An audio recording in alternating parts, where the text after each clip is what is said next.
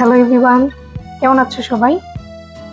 আজকে আমি একটা নতুন রেসিপি নিয়ে আসছি। এটা হচ্ছে গরু মাংস দিয়ে হালিম রান্না, বিফ হালিম। এটা আমি রাঁধুনি হালিম মিক্স দিয়ে রান্না করব। খুবই মজার একটা রেসিপি এবং খুবই সহজ। খুব তোমরা এনজয় করবে।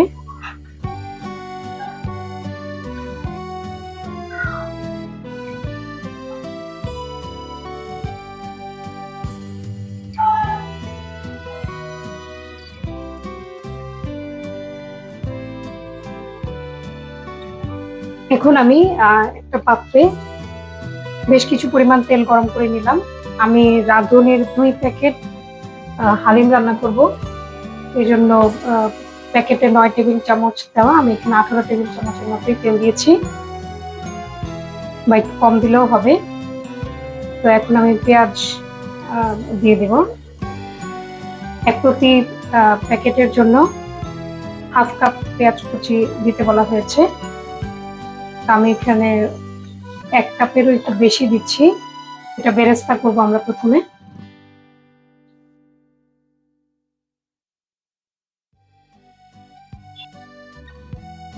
এখানে আমি প্রায় 1.5 কাপের মতো পেঁয়াজ কুচি দিয়েছি।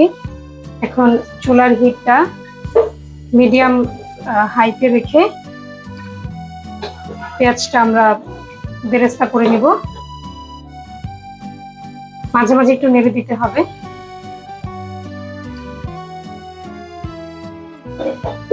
আমার পেঁয়াজটা আস্তে আস্তে বাদামি হওয়া শুরু করেছে। তো এই পর্যায়ে আমি চুলার আঁচটা একটু কমিয়ে দিব, না হলে পেঁয়াজটা পুড়ে যেতে পারে।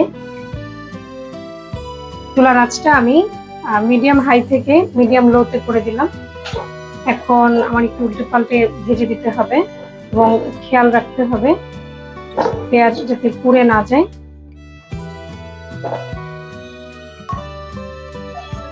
পুরো পেঁয়াজ বেরেস্তার 2/3 আমি তুলে রাখলাম, বাকি 1/3 পাত্রে থেকে যাবে এবং এটাতে আমি আমার গরু মাংস রান্না করব। এবার আমি মাংস যেটা আছে আমি ছোট ছোট টুকরো করে নিয়েছি। 1 প্যাকেটে 300 গ্রাম করে দেওয়া হয়েছে। তো এখানে প্রায় 600 গ্রামের মতো গরু মাংস আছে। 600 গ্রামের একটু বেশি হবে। আমি মাংসটা দিয়ে দিচ্ছি।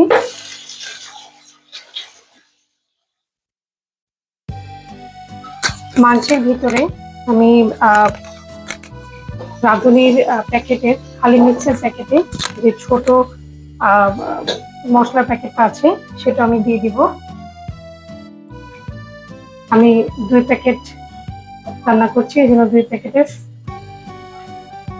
ছোট ছোট 2 প্যাকেটের যে মশলা, এগুলো সম্পূর্ণটা ঢেলে দেব। এবার মাংস এবং মশলা সবটুকুই আমার ভালো করে সবকিছু মিশিয়ে নিতে হবে।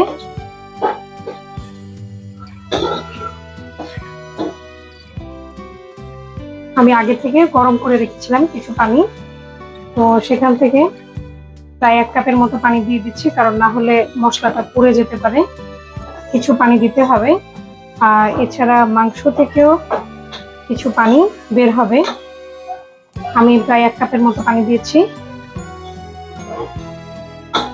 আমার 600 গ্রাম মাংসের ভিতরে। এখন এটা রান্না হবে মিডিয়াম হাই হিটে। প্রথমে আমি আঁচটাকে হাই করে দিব, এরপর বলক চলে আসলেই আমি হিটটা মিডিয়াম হাই করে দিব।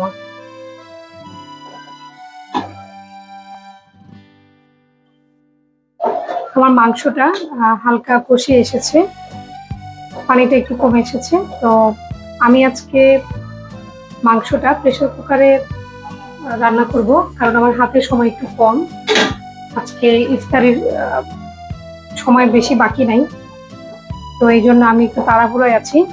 তো আমি আজকে প্রেসার কুকারে মাংসটা গরম করব। আপনারা চাইলে প্রেসার কুকার ইউজ না করেও মাংস সিদ্ধ করবেন। তো সেক্ষেত্রে কিছুক্ষণ পর পর অল্প অল্প করে পানি দিয়ে মাংসটা যতক্ষণ পর্যন্ত সিদ্ধ না হয় ততক্ষণ পর্যন্ত মাংসটা কষাতে হবে। তো আমি এখন পুরো মাংসটা প্রেসার কুকারে নিয়ে নিচ্ছি।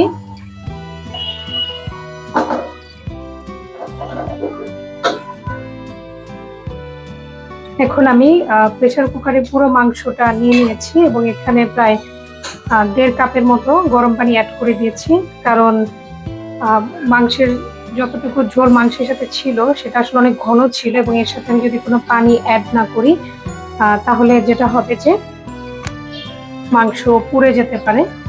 তো আমি এখন এটার লিডটা লাগিয়ে নেব। আমি আমার চুলাটা জ্বালিয়ে দিয়েছি এবং চুলাটা সম্পূর্ণ হাই ফ্লেমে থাকবে যতক্ষণ পর্যন্ত 1 সিটি না আসে। প্রথম সিটিটা বাজার সাথে সাথে আমি চুলার হিটটা মিডিয়াম হাই করে দিব। তো এখন চুলাটা হাই ফ্লেমে আছে। এখন আমি আমার মাংসটা যতক্ষণে কষানো হচ্ছে ততক্ষণে আমি একটি পাত্রে 2 কাপ পরিমাণ ফুটন্ত গরম পানি নিয়ে নিয়েছি। এখন এখানে হালিমের যে ডালের মিক্সটা আছে সেই ডালের মিক্সটা পুরোটাই এই গরম পানিতে ঢেলে দিব, কিন্তু ঢালতে হবে আস্তে আস্তে। আমরা যদি একসাথে পুরো মিশ্রণটা ঢেলে দিই তাহলে যেটা হতে পারে এটা দলা পাকিয়ে যেতে পারে। খুব আস্তে আস্তে হালকাভাবে মেশাতে মেশাতে পুরো 2 প্যাকেট ডালের মিক্স আমি এখানে মিশাবো। এখানে আমি প্রথমে 2 কাপ পানিতে 1 প্যাকেটের ডালের গুঁড়োটা মিক্স করে নিয়েছি। এখন আরো 2 কাপ ফুটন্ত গরম পানি এখানে যোগ করে আমি বাকি যে 1 প্যাকেট আছে সেই 1 প্যাকেটের ডালের মিক্সটা ঠিক একইভাবে অল্প অল্প করে যোগ করে মিশিয়ে নেব।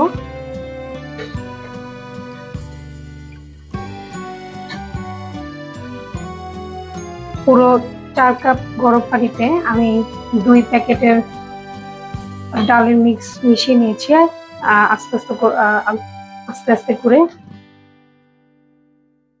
পুরো 4 কাপ গরম পানিতে আমি 2 প্যাকেটের ডালের গুঁড়ো ধীরে ধীরে ধাপে ধাপে মিক্স করে নিয়েছি। মিক্স করার পর এটা এমন একটা কনসিস্টেন্সিতে এসেছে, আরেকটু ঘন ছিল, তো আমি আরো 1/2 কাপ গরম পানি এখানে অ্যাড করে দিয়েছি এবং এই অবস্থায় ডালটাকে 15 মিনিট ধরে রেখে দিতে হবে।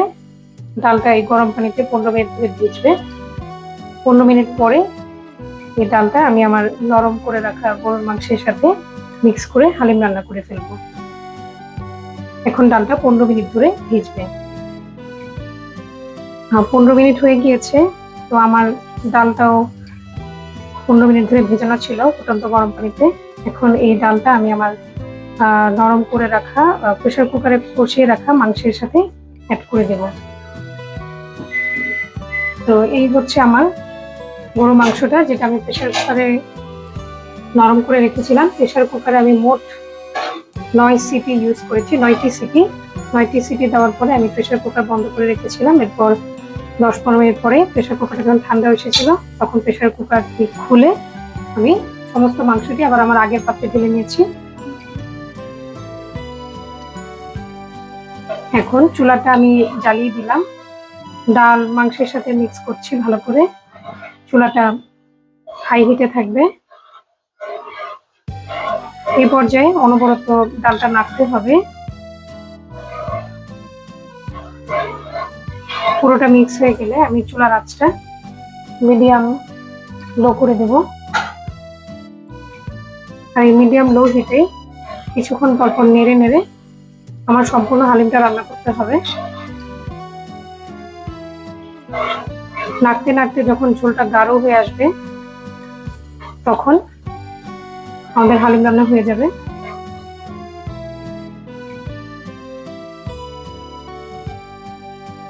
এখন আমি সমস্ত ডাল মাংসের সাথে অ্যাড করে দেব।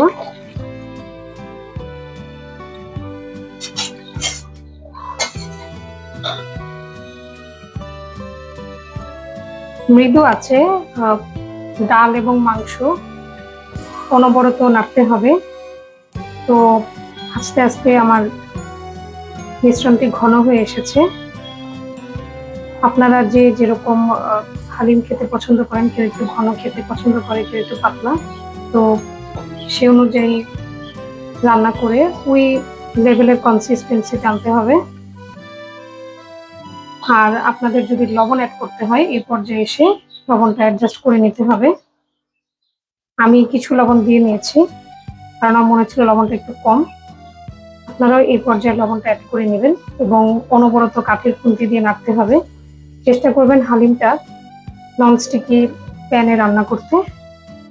আর যদি অন্য হাঁড়িতেও রান্না করেন সমস্যা নাই, সেক্ষেত্রে পাত্রের তলায় লাগিয়ে কাঠের খুন্তি দিয়ে অনবরত নাড়তে হবে, অনেকটা হালুয়ার মতোই। প্রতি 2-3 সেকেন্ড পর পরই নেড়ে দিতে হবে।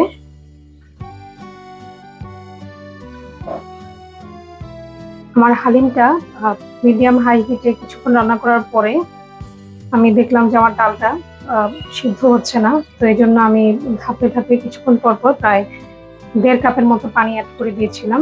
একটু একটু করে পানি অ্যাড করে করে আমি দেখছিলাম যে গরম হচ্ছে কিনা। তো প্রায় 1.5 কাপের মতো গরম পানি আমার যোগ করতে হয়েছে, সাথে কিছু লবণও, যেহেতু পানি বেশি যাচ্ছে এই জন্য লবণও আবার একটু করে দিয়ে দিতে হয়েছে। তো এখন আমার হালিমটা হয়ে গিয়েছে। মিডিয়াম হিটে রেখে যেহেতু সিদ্ধ হচ্ছিল না, এই জন্য আমি একটু মিডিয়ামের থেকে একটু বাড়িয়ে দিয়েছিলাম হিটটা, আর অনবরত নাড়তে হয়েছে। তো হালিম নামানোর আগে দেখতে হবে যে কতটুকু ঘন হয়েছে, কারণ ঠান্ডা হওয়ার পরে এটা আরো অনেকটুকু ঘন হয়ে আসে। তো ওই যেহেতু বেশি ঘন হয়ে আসবে সেই জিনিসটা মাথায় রেখে গরম অবস্থায় হালকা পাতলা থাকলেই চুলা বন্ধ করে দিতে হবে।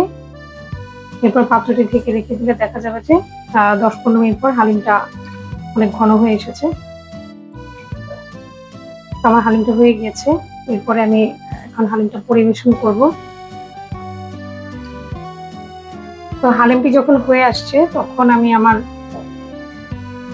তুলে রাখা বেরেস্তাটা এটার সাথে মিক্স করে দিব। এখানে বেরেস্তাটা মিক্স করার সময় আমরা কিছু ধনেপাতা কুচিও দিয়ে দিতে পারি। আমার কাছে ধনেপাতা কুচিটা এখন নাই, এই জন্য আমি দিতে পারি নাই। আমি জাস্ট বেরেস্তাটাই মিক্স করে দিয়েছি। বেরেস্তাটা মিক্স করার পরে খুব সুন্দর একটা ফ্লেভার যোগ হয়। এখন আমি চুলার আঁচটা বন্ধ করে ঢাকনা দিয়ে ঢেকে রাখবো, আর এরপর পরিবেশন করে দেখাবো আপনাদেরকে। তোমরা দেখো আমার হালিমটা আমি সার্ভ করছি সার্ভিং ডিশে।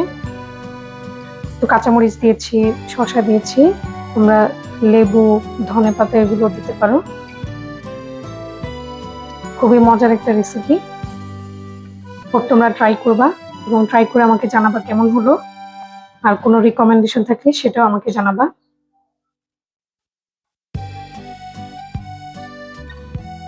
ইনশাল্লাহ সামনে নতুন কোনো রেসিপি নিয়ে তোমাদের সাথে আবার দেখা করবো আমি। টিল দেন তোমরা সবাই ভালো থাকবা। আল্লাহ হাফেজ।